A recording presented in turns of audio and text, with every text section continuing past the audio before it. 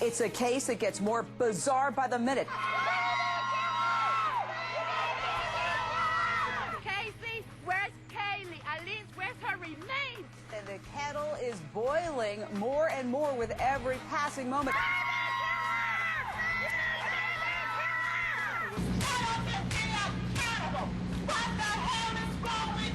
Who are these people? You called in and says, it smells like there's a dead body in my daughter's car. Why did you say that for? Because you know there was a dead body there. No, I don't. You're lying. Why did you say it then?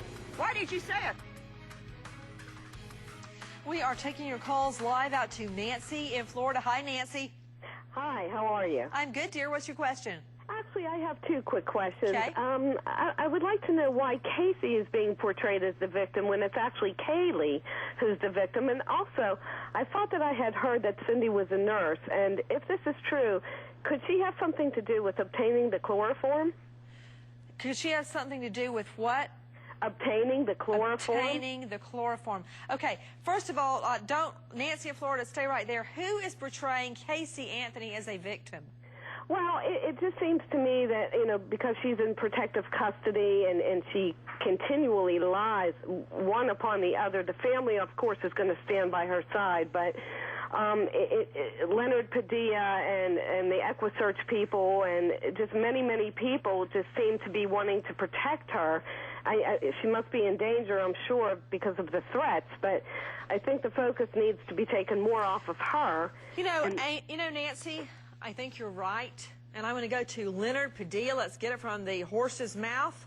Bounty hunter out of Sacramento, California, went on a $500,000 bond, came off it. Now he's talking about going back on it to let Mom Casey out of jail if she helps locate daughter Kelly.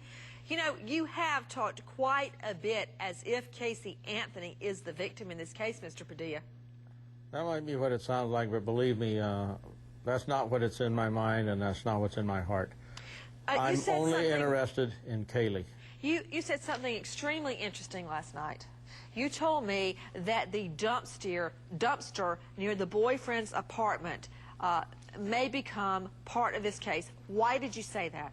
Well, It's just an indicator, like you were talking about the laptop and the chloroform searches, and now they find traces of it. One thing I might want to ask your expert, and I can't remember, but isn't there something about urine and mixed with chlorine that might also create a chloroform situation?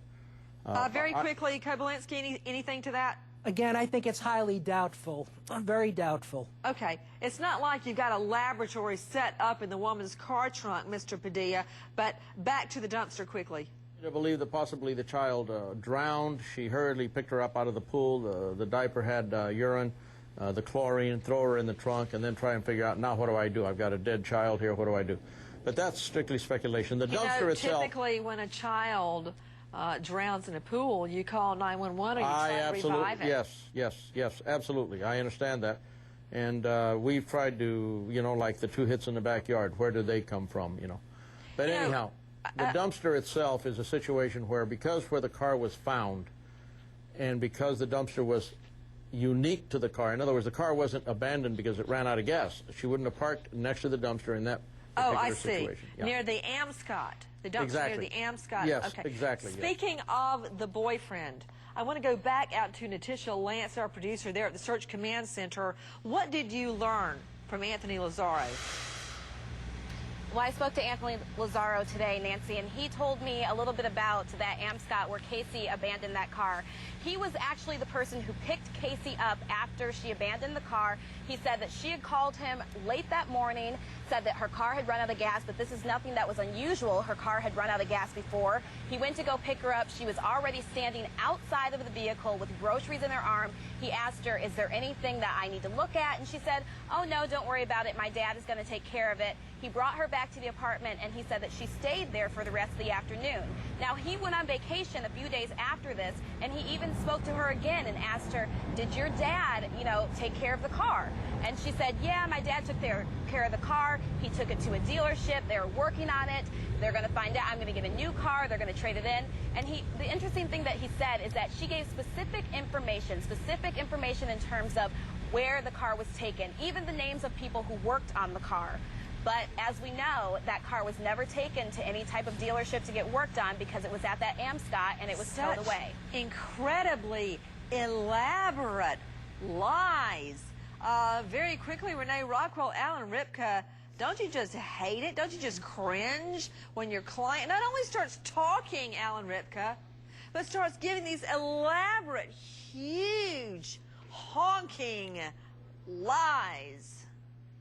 Well, of course we hate it, because what happens is if it ever comes to the time where there's a trial, sometimes a lot of this evidence comes in. The boyfriend will come in and discuss these things, and my client can lose credibility as a result of it. And in a close case, you're only protected against what you say to cops if you don't get Miranda. To Drew Petrimo with WDBO. Drew, what is the family response to the discovery of chloroform in the car? You know, lately they haven't been saying much at all to media, so we didn't get a response from them. The only thing that we're getting, that we get responses from, is her attorney, Jose Baez, and even he hasn't responded to that. What about it, Nikki Pierce?